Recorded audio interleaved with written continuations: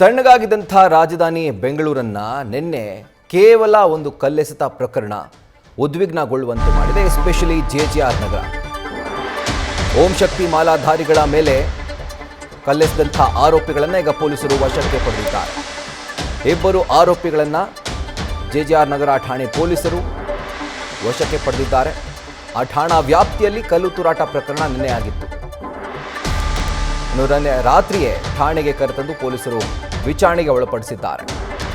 ಅವ್ರಿಗೇನಾದರೂ criminal history ಇದೆಯಾ ಅಥವಾ ಯಾಕಾಗಿ ಈ ಒಂದು ಕೃತ್ಯವನ್ನು ಎಸಗಿದ್ರು, ಇದೆಲ್ಲದರ ಕುರಿತಾಗಿ ತನಿಖೆಯನ್ನು ಅವರು ಮುಂದುವರೆಸಿದ್ದಾರೆ.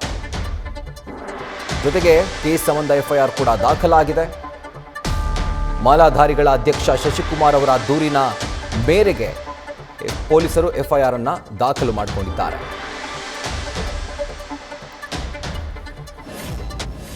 ಇದರ ಕುರಿತಾಗಿ ಡೀಟೇಲ್ಸ್ ಅನ್ನು ಕೊಡಲಿಕ್ಕೆ ಈಗ ನ್ಯೂಸ್ ಡೆಸ್ಕ್ನಿಂದ ನಮ್ಮ ಪ್ರತಿನಿಧಿ ಅಂಕಿತಾ ಈಗ ಲೈವ್ನಲ್ಲಿ ಜಾಯ್ನ್ ಆಗ್ತಾ ಇದ್ದಾರೆ. ಅಂಕಿತಾ, ಈಗ ಈ ಆರೋಪಿಗಳು ಯಾರ್ಯಾರು, ಜೊತೆಗೆ ದೂರಿನಲ್ಲಿ ಉಲ್ಲೇಖ ಮಾಡಿರೋ ಥರ ಇವ್ರಿಗೇನಾದರೂ ಒಂದು ಕ್ರಿಮಿನಲ್ ಹಿಸ್ಟ್ರಿ ಇದೆಯಾ ಅಂತ?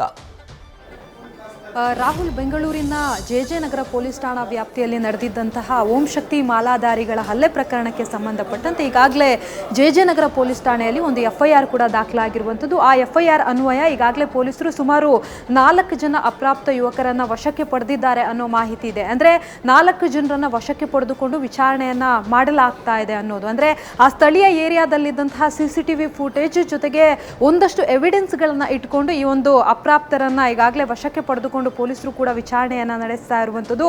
ಇದರ ಬೆನ್ನಲ್ಲೇ ಒಂದಷ್ಟು ಆಕ್ರೋಶ ಕೂಡ ವ್ಯಕ್ತ ಆಗ್ತಾ ಇರುವಂಥದ್ದು. ಅಂದ್ರೆ ಈಗ ಏನು ಪೊಲೀಸರು ವಶಕ್ಕೆ ಪಡೆದಿದ್ದಾರೆ ಆರೋಪಿಗಳು, ಅವರು ಈ ಒಂದು ಪ್ರಕರಣದ ಆರೋಪಿಗಳಲ್ಲ ಅಂತ ಹೇಳಿ ಒಂದಷ್ಟು ಜನ ಆಕ್ರೋಶವನ್ನ ವ್ಯಕ್ತಪಡಿಸ್ತಾ ಇದ್ದಾರೆ.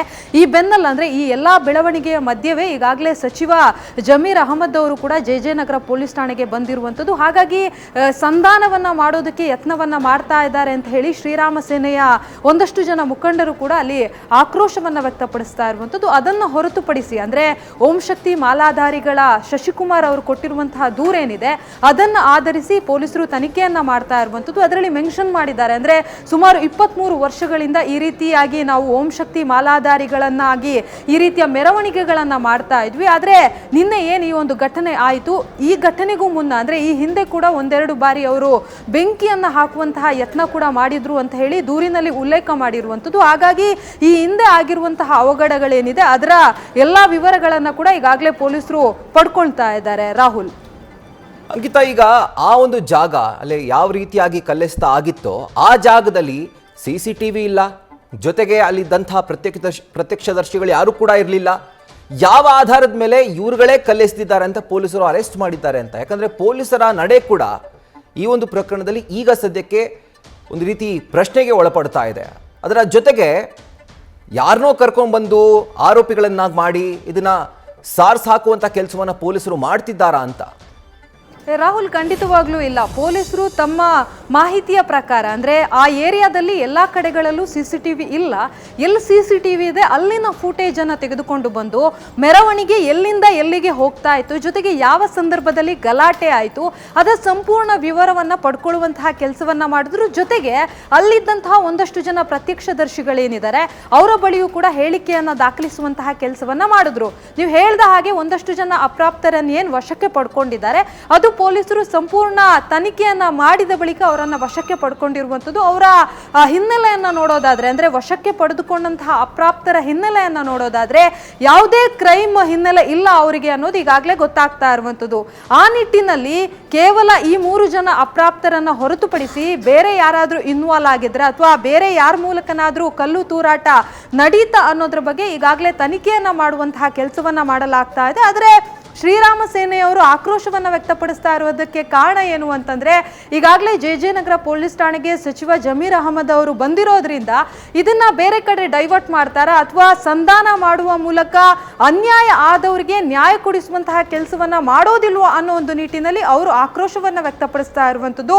ಈಗಾಗಲೇ ಅಂದ್ರೆ ಆ ಏರಿಯಾದಲ್ಲಿ, ಆ ಸೆನ್ಸಿಟಿವ್ ಏರಿಯಾದಲ್ಲಿ ಹಲವು ಕಡೆಗಳಲ್ಲಿ CCTVಗಳು ಇಲ್ಲ. ಹಾಗಾಗಿ ಪೊಲೀಸರು ಯಾವ ರೀತಿಯ ತನಿಖೆಯನ್ನ ಮಾಡ್ತಾರೆ, ಜೊತೆಗೆ ಯಾವ ರೀತಿಯಾಗಿ ಎವಿಡೆನ್ಸ್ ಕಲೆ ಹಾಕ್ತಾರೆ ಅನ್ನೋದನ್ನ ಕಾದ್ ನೋಡ್ಬೇಕಾಗತ್ತೆ. Rahul, right Ankita, thank you ಡೀಟೇಲ್ಸ್ಗೆ. ಏನು ಸಚಿವ ಜಮೀರ್ ಆ ಕ್ಷೇತ್ರದ ಶಾಸಕರಾಗಿದ್ದಾರೆ. ಅವರು ತುಂಬಾ ದೊಡ್ಡ ಹೃದಯದವರು, ದೊಡ್ಡ ಮನಸ್ಸಿನವರು ಅಂತ ಎಲ್ಲರೂ ಕೂಡ ಕೇಳ್ಪಟ್ಟಿದ್ದಾರೆ.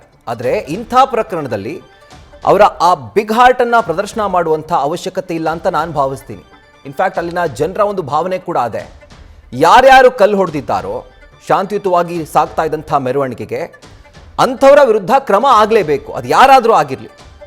ಅದನ್ನು ಬಿಟ್ಟು ರಾಜಿ ಸಂಧಾನಕ್ಕೆ ಒಳಪಡುವಂಥ ಪ್ರಕರಣ ಆಗಬಾರ್ದು. ಶಾಸಕರ ಒತ್ತಡಕ್ಕೆ ಮಣಿದು ಯಾರು ಕೂಡ ಪ್ರಕರಣವನ್ನು ವಾಪಸ್ ತೆಗೆದುಕೊಳ್ಬಾರ್ದು. ಏನು ಕಾನೂನು ಪ್ರಕಾರ ಕ್ರಮ ಆಗಬೇಕು ಅದು ಆಗಲೇಬೇಕು, ಅದು ಯಾರಾದರೂ ಆಗಿರಲಿ. ಇದು ಅಲ್ಲಿನ ಸಾರ್ವಜನಿಕರ ಒತ್ತಾಯವಾಗಿದೆ. ಕಲ್ಲೆಸ್ತಿರೋದು ಯಾರು? ಯಾರನ್ನ ತಂದು ಕೂರಿಸಿದಿರ ಒಳಗಡೆ? ಇದು ಊಟಾಟಿಕೆಯನ್ನ ಬಿಡಿ, ಸಂಧಾನ ಬಿಡಿ. ರಾತ್ರಿ ಎಲ್ಲೋಗಿತ್ತು? ರಾತ್ರಿ ಸಂಧಾನ ಮಾಡ್ಲಿಕ್ಕೆ ಬಂದ್ರಿ. ಯಾಕೆ ಯಾರನ್ನೂ ಅರೆಸ್ಟ್ ಮಾಡ್ತಾ ಇಲ್ಲ? ರಾತ್ರಿ ಇಷ್ಟು ಬೇಗ ಸೆರೆ ಹಿಡಿದಿದ್ದಾರಲ್ಲ, ಅವರೇ ಕಲ್ಲೊಡ್ರು ಅನ್ನೋದಕ್ಕೆ ಸಾಕ್ಷಿಗಳನ್ನು ಕೊಡಬೇಕಾಗಿತ್ತು ಮೊದಲನೇದಾಗಿ. ಮತ್ತೆ ಯಾವುದೇ ಕಾರಣಕ್ಕೂ ನೋಡಿ, ಈಗ ಒಳಗಡೆ ಇಟ್ಟಿದ್ದಾರೆ ಅಂತ ಹೇಳಿ ಇನ್ನು ಶ್ರೀರಾಮ ಸೇನೆಯ ಸಂಘಟನೆಯ ಮುಖಂಡರು ಮಾತನಾಡ್ತಾ ಇದ್ದನ್ನು ಗಮನಿಸಿದ್ರಿ. ಸೊ ಅವರು ಕೂಡ ಈ ಒಂದು ರಾಜಿ ಸಂಧಾನಕ್ಕೆ ಒಪ್ತಾ ಇಲ್ಲ. ಅವರು ಕೂಡ ಆಗ್ರಹ ಮಾಡ್ತಿದ್ದಾರೆ.